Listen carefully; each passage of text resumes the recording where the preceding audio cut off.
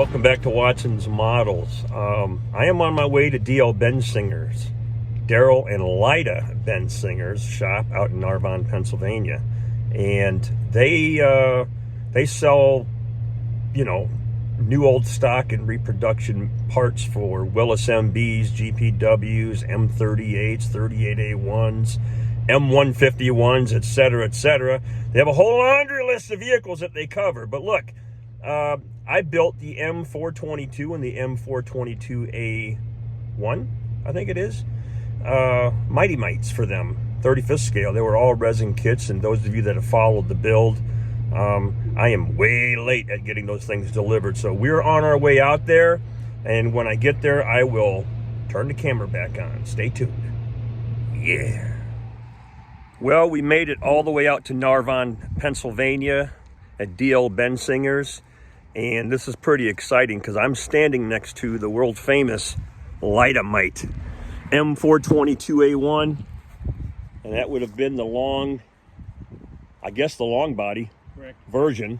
And so before we show you the models up against it, I want to introduce you to Lida Bensinger.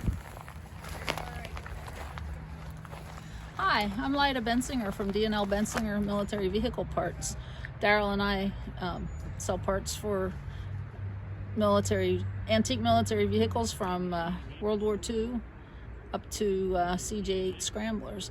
And this right here is the Mite, and if you've ever seen our logo, you've seen Daryl sitting in a Mite with the end tipped up. That's about how to explain it. And Daryl and the crew restored this Mite for me, which is called the Lida Mite, and we took it to the National Convention in Louisville this year, and we won silver award in the motor pool class, and I'm really proud of the work that the guys did on it, and I really love driving it. It's a lot of fun. I think she needs to drive this so we can see what it looks like moving, right? Right? Woo! Woohoo! Yeah. Fire it up!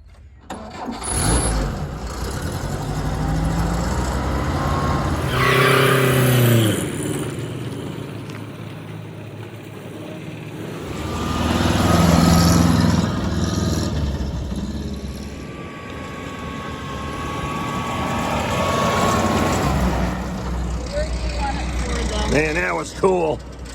Thank you. That was cool. You're welcome. You want to go for a ride? Oh yeah, let's go for a ride. All right, well, looks like I earned myself a ride in the Lida Mite. World famous.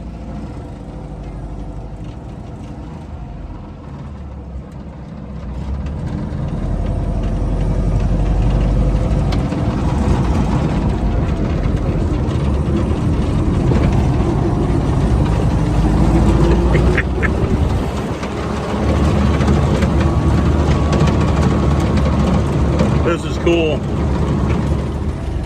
That was like the first time I really drove it.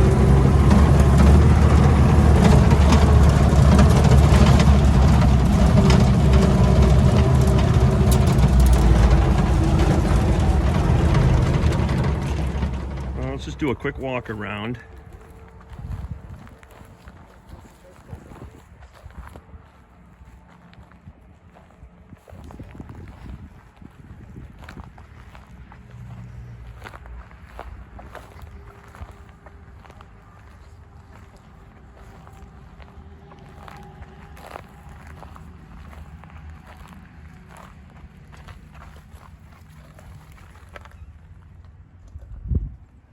So you guys have been following the build on the M422 and the 22A1. Now we have them sitting on the actual vehicle, right? How cool is that? This is the Lida Mite. This is the one that won the big prestigious award. But anyhow, bring the camera in and we'll show you some stuff here. I've never seen this vehicle up close before. And when you start looking at the grille and some of the metal work that's down here, this grille work, and then the rot guard, I guess they would call that. This kit, it's a Czechoslovakian kit, had all of those details in metal, and these you would have to bend. So both of the kits are pretty much the same, except one's a longer wheelbase than the other. But the details turned out really nice. Now, the instructions are difficult because they look like they're written by somebody in the 8th grade or whatever, so there's a lot of interpretation. I relied on Daryl's photographs that he sent me on some of these details to capture that in these vehicles. The only thing I wasn't able to do was to get the hood numbers and things like that correct because they were so small. I tried doing the printer and making my own decals. I just couldn't get it to work properly. So we went with the kit decals. But the presentation is there, right? So anyhow, I hope that Daryl and Lyda enjoy their models and that they like them. I can tell you, I will never build a resin kit again as long as I live. But I learned a lot of lessons. So what I'm going to do now is I would like to turn the camera around and have Daryl talk about the Mite. Maybe even pop the hood on this thing, show you guys what this thing's all about. Because he put a lot of effort into this and was working day and night to get this thing ready for competition. Actually, I think you were getting it ready for Dee's road march or whatever she was doing out in Gettysburg. So anyhow, let me turn the camera around. So yeah, so like in 2015, maybe even 14, so the year, my wife's standing over here, by the way. Was it a year after we got moved in? Doesn't matter. I got a Jeep, CJ2A, and I really needed, I wanted to put the shorter windshield on because I wanted to militarize the vehicle. And you guys might remember that red one I had. It was just an awesome Jeep, but I didn't know where to get parts from. So if anybody in the Jeep building community got the original, how to build a World War II Jeep video that was on DVD, then you know who D&L Bensinger is. You know who D&L Bensinger is. And I ordered a windshield and I drove all the way out here to Narvon, PA to pick that thing up. And I didn't get a chance to meet him at the time, but man, look who I just stumbled upon. Yeah. So today, even though we do, World War II parts quite a bit, we also specialize in the Mite, and that's what this is here today. The Mite was designed in the late 50s. They only built 4,000 of them, only built them for the Marine Corps. The idea was the Marine Corps come up with this vertical envelopment idea, vertical envelopment strategy. They wouldn't have to splash in the ocean anymore. They would helicopter lift right off their boats right into the land.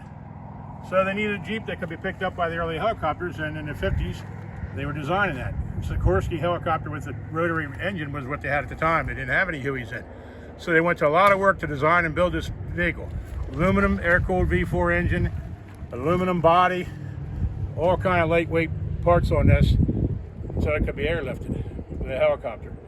And by the time they started production in the 60s, the technology of the helicopter had outpaced the technology of the Jeep, and they didn't actually need it.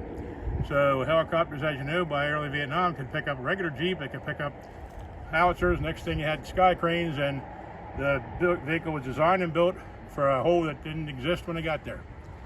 So this is the design they come up with. This is why it's so small. It does have some heavier duty items on it. This windshield is a later model heavier duty one because the early one was so thin it was fragile.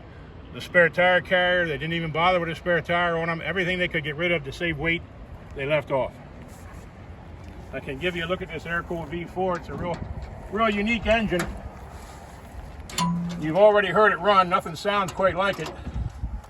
And it has the M series 24 volt systems, but it's a air-cooled V4, and it was not used in any other vehicle. So it's a unique design all the way around.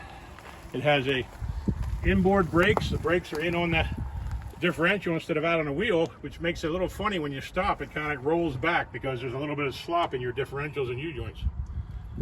But that's the M422 Mite. This, believe it or not, is the long wheelbase model. There was one 6 inches shorter. 6-inch shorter ones were made during 1960. The rest of them were made 61 to 63. Driving the Mite is pretty much like driving a go-kart. You'll notice the seats are mounted right on the floor. So your knees are up here on the other side of the steering wheel, even if you are a small guy. It has the same 24-volt systems as far as all the switches and dials and everything are the same that way. And in the rear, you had these two jump seats, which were for two other Marines with a handle here to hold on to the back of this seat. The very early models had two seats inside the rear tailgate and did not have these jump seats up on the fenders, and those seats didn't survive at all. They just collapsed almost immediately. I don't know what the engineering wasn't too good on them. So those were dropped after the first year in 1960. And this one is shown with a full canvas on it, which is fairly rare because most of them were used in Vietnam and got little, if any, canvas, maybe a top, but rarely ever side curtains or doors. There also was a gas-fired heater. You rarely ever see that. Tom Price in Ohio is the only one I know that ever put a gas-fired heater in one of these. A 20,000 BTU gas-fired heater would blow you right out of this thing. But that's pretty much the basics of the Mighty Mite. Since Mike is quite the model builder, I found him as a model for him to keep or do whatever. There's a World War II wooden Jeep model kit. This thing. Are you serious? This thing is copyrighted in 1942. So there's a all wood Jeep model, not built, from 1942. Wow, thank you. Yepper. I'm not building this, by the way. This is curio cabinet stuff. That is. There you go. Thank you, buddy. And yep, for sure. I appreciate that. For sure. Check that out. I've never seen anything like that before. That's in great shape for 1942. It is. You're lucky to find it. Wow.